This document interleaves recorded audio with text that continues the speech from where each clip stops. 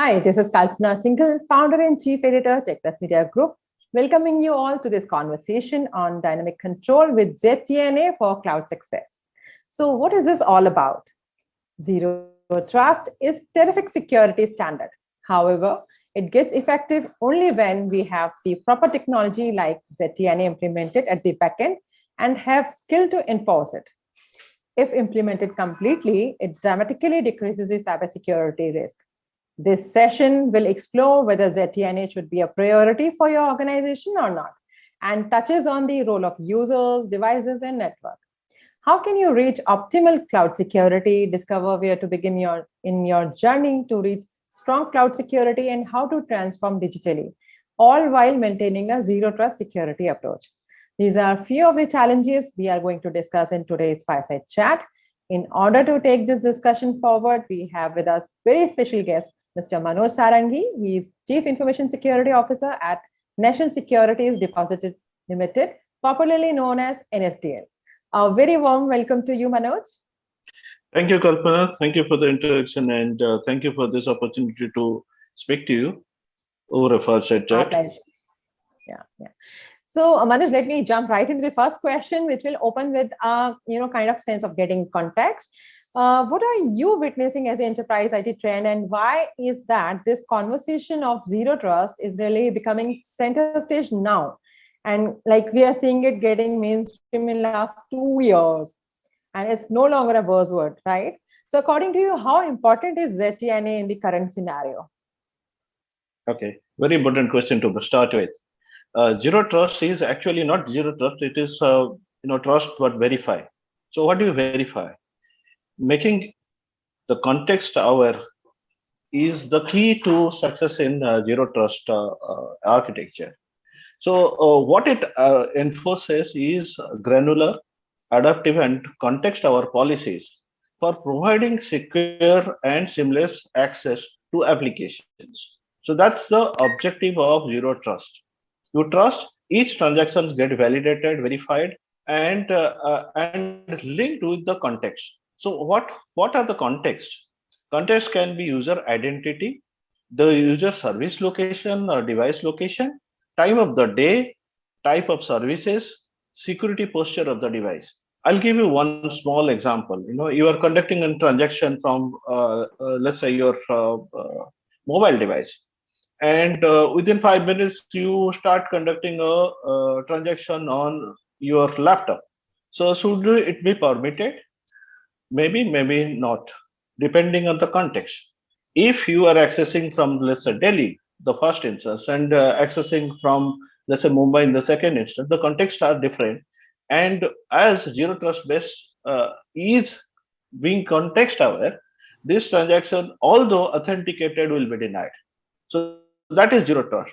You do not trust a channel or a tunnel or an individual based on one-time credentials that are being provided.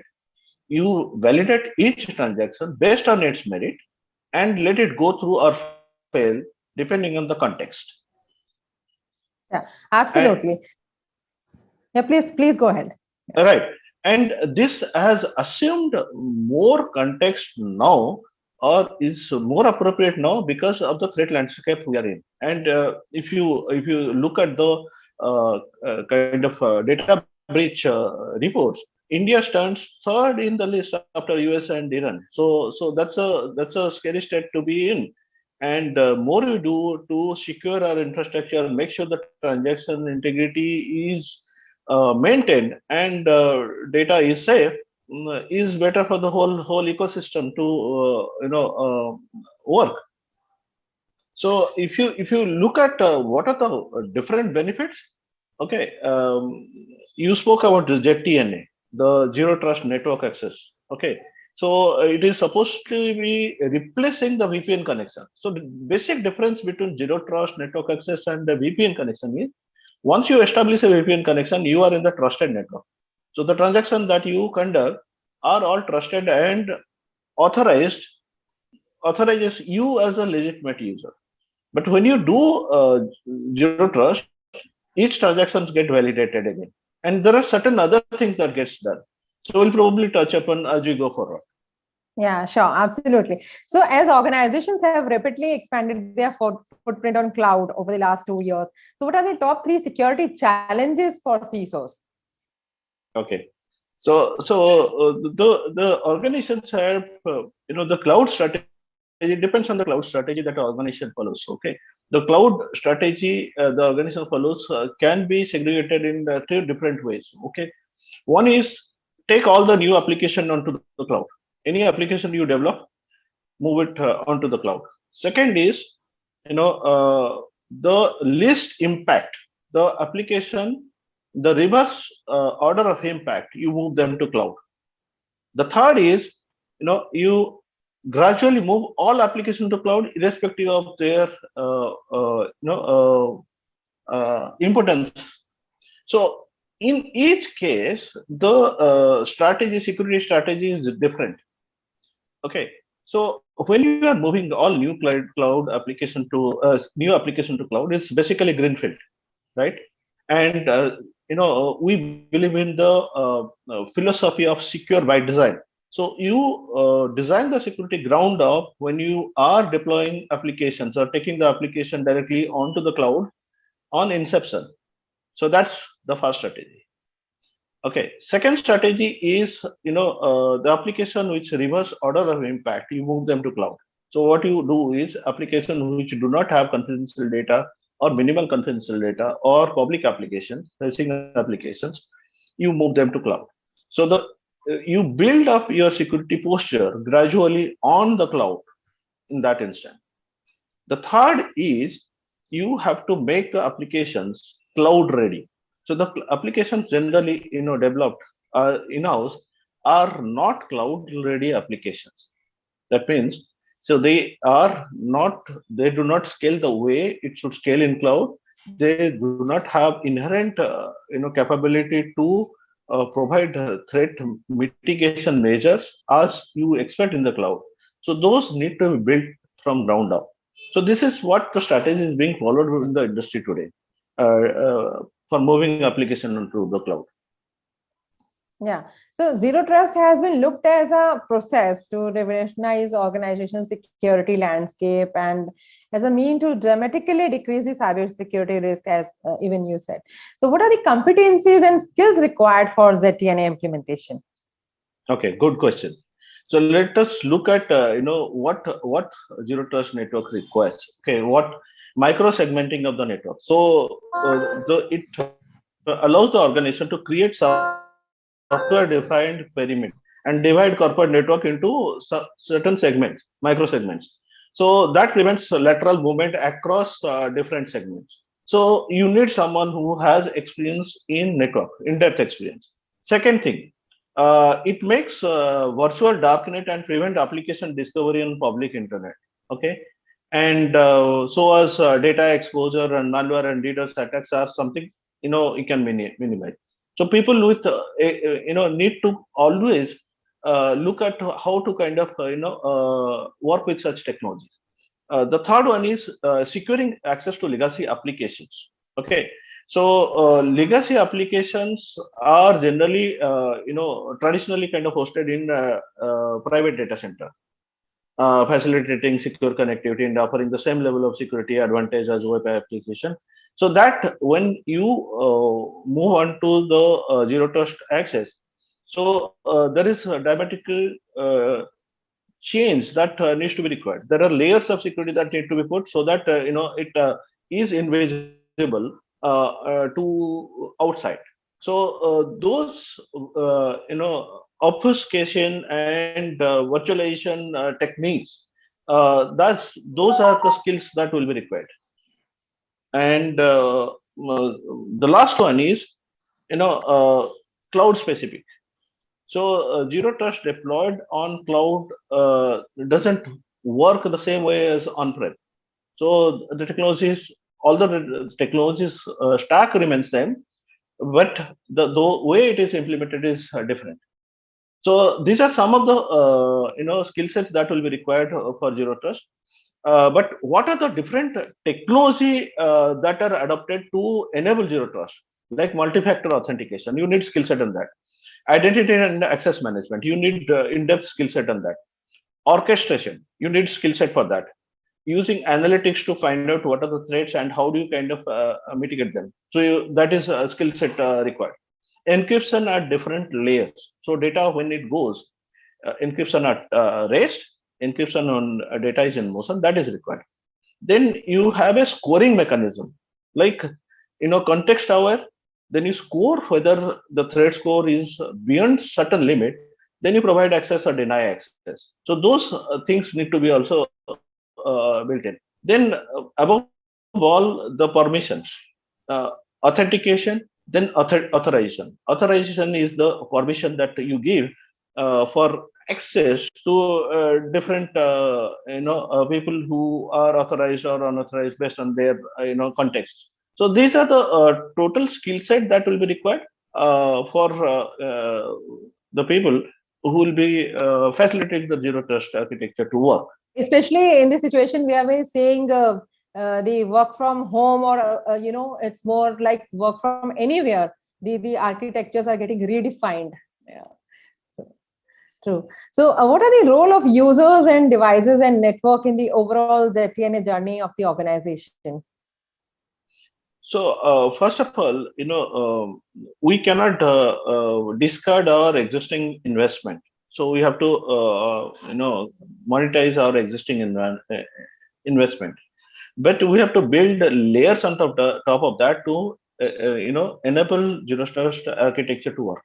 The network devices, the systems, the servers, switches, routers, firewalls, they will stay the same. But there will be a layer, the technologies that we discussed, like authentication, identity management, orchestration, then the scoring system. These will all sit on top of that as a part of the overall architecture to facilitate zero trust for the organization. Yeah.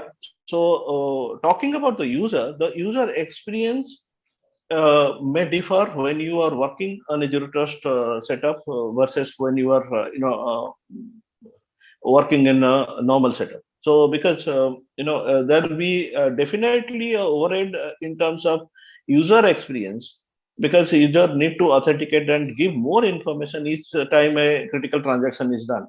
So the user experience may not remain the same, but that is a trade-off that we have to look at when you look at zero trust architecture. So that's a trade-off. And to improve user experience, there are several different methodologies that are adopted. Like passwordless. So zero trust architecture with passwordless setup. Now passwords are something which are found to be vulnerable. So we are, moving from password-based authentication to passwordless authentication. So that's something that will increase the, user experience. So it is a trade-off between user experience and the security. And the same time, technology is there to help us improve the overall user experience when you move on the security journey. So that's the current setup, and this is what we are seeing the way ahead. Yeah. So can you please let us know where to begin in our journey to reach a strong cloud security, and how to transform digitally, all while maintaining a zero trust security approach? Okay. So first, number one. Okay. So how do you get started with zero trust? You always have a multi-factor authentication, IAM, and permissions, these things in place. So start using something like a micro-segmentation parts of the environment and scale it. Second is using, it is not about using the technology to enforce the idea, or no one should have access to nothing till they are proven and trusted. You begin a journey when you move from trust to zero trust. That means you gradually move to critical applications, providing access to them based on zero trust, principle. Then move to non-critical applications. First is, it is not about technology. You should have a strategy, then the technology should support it, not the reverse. Technology can only support a strategy. So you should have a strategy, what exactly you need to do from ground up, and put together a plan to do that. And zero trust is something that you cannot get overnight. It is not just you switch on a button and there is zero trust get implemented. It is a journey. It is something that has to happen gradually, and you have to pace it. So that should be part of your strategy and the plan. So another thing that we discussed, many companies are moving to cloud and are greenfield environment. These are the perfect places to go zero trust. You start something, begin secure by design, secure by zero trust. That is something that you should build ground up. So when you move to cloud as a greenfield, that's the best thing to do. Okay. Yeah. So another thing that you should look at is change management. The organizations or the people that you have, okay, they should be enabled, trained, and the change management is done. So there is always a change that should be registered to change. So staff or your people should think the new way. This is the new way of working, and why is it so? That's something that has to be ingrained in the people. Uh, Last one. So see, most organizations, the IT people actually kind of implicitly trust their environment. Okay, people think that this is a firewall and it is keep all the bad guys out, and it is preventing us from getting attacked. So people have to adjust to the mindset that it is not the firewall which will prevent. It is people who will prevent. Okay, changing their mindset and think that the bad guys are already there in your environment. Okay, so that's a mindset that change need to be done part of the whole journey of moving to zero trust. So what are the 3 to 4 benefits that a chief information security officer can pitch to his board to take an approval to roll out ZTNA technology solution, maybe in next 5 to 6 months time? Okay, very interesting and important questions. Okay, so first of all,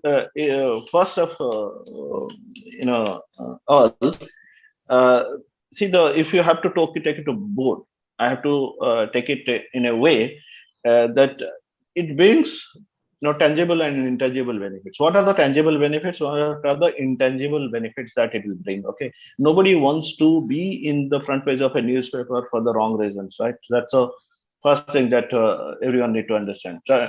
And first thing is to do a risk assessment based on zero trust. So if I have a zero trust environment, what would be my risk versus what it is today? What is my exposure?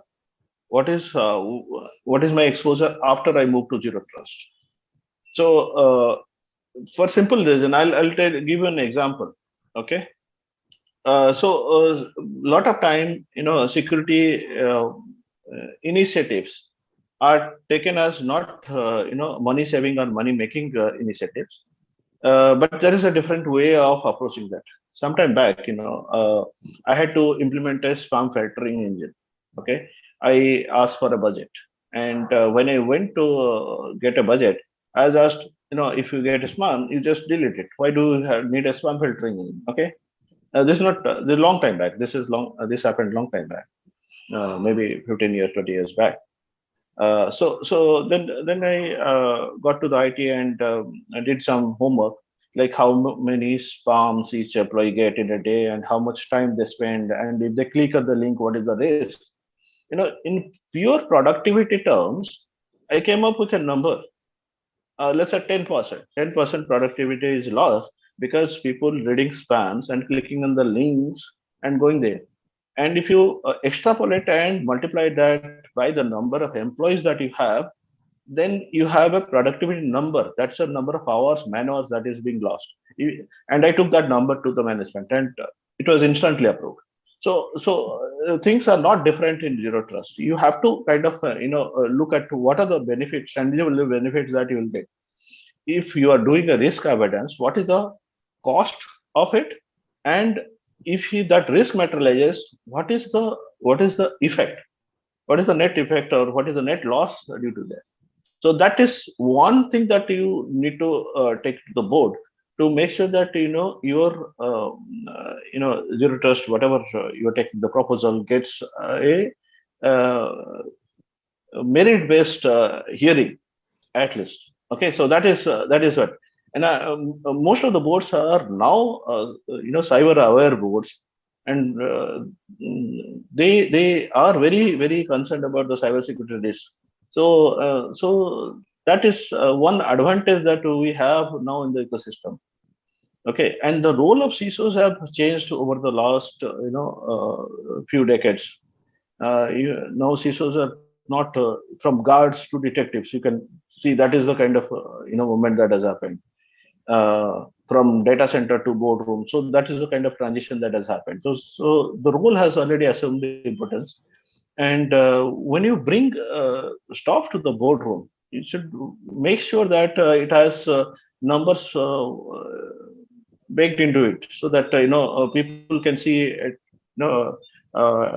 tangible benefits on the security initiatives. I gave you an example. So that's how you have to propose to the board. Yeah, sure. So despite the best security measures, there is a high probability every organization will experience a breach at some point in time. What are your suggestions on a cyber resilient strategy and tips to help CISOs that will help recover from incidences quickly with minimum possible damage? Okay. So first of all, prevention, you should look at the minimal security measures. Like most of the vulnerability gets exposed through the patching and other things that system upgrades. Those are not done in time. So now talking about the minimum damage, most of the time when the cyber incident materializes, people do not know what to do. Okay, because they didn't prepare well. So the first thing is conduct drills, more drills. For each kind of event, we should run drills. Each organization have a drill. Malware attack, run a drill, simulate that, and see how you respond. And for each drill you do, you prepare a playbook, and people should know who should do what in event of a cyber incident. So if the cyber incident happened, we should not be finding out who need to do, who need to respond, who need to talk to the management, who need to look at the system, who has to conduct cyber forensics, who has to disconnect the system. This is something that we should not be finding out when you have an incident materialize. Okay, we should be running to the playbook and saying, be very clear about who should do what and should be executing. And second thing is, there is a reporting obligation on each of the organization to central bodies or regulators. So that is something that has to be done in time. So these all should be documented. The organization document practice. That is the success key to success in event of an incident, cyber incident. So there is no shortcut. Drills, playbooks are the key to make sure that in case of an event, you have minimal damage. Absolutely. So it's all about improving the security posture of the organization and be prepared for not only attacks that might exist, but also for the attacks that we can't foresee. Right, exactly.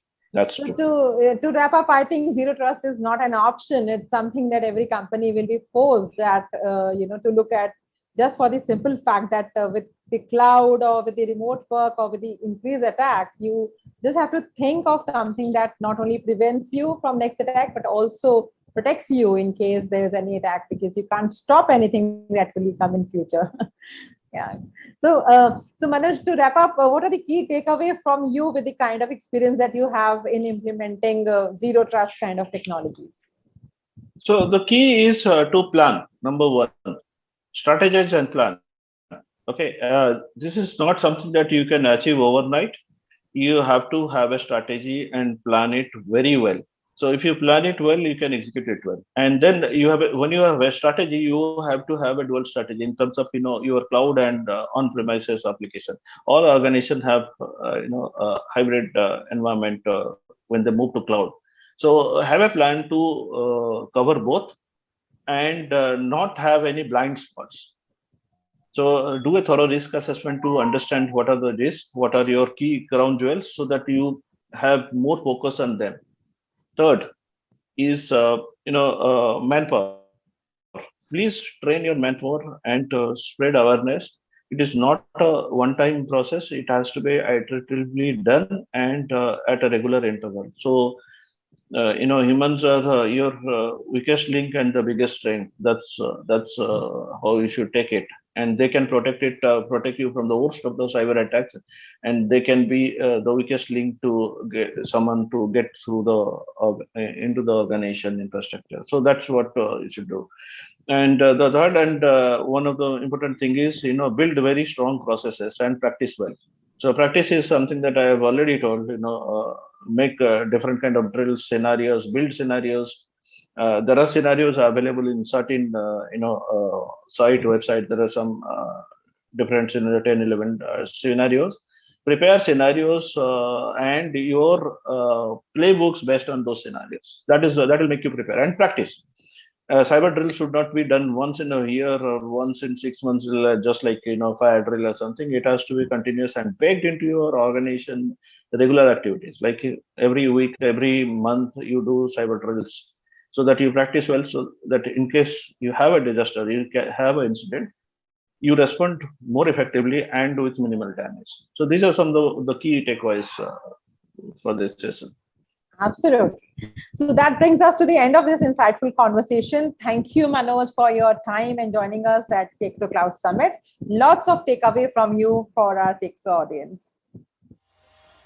For more updates from CXO TV, please like and subscribe to our channel.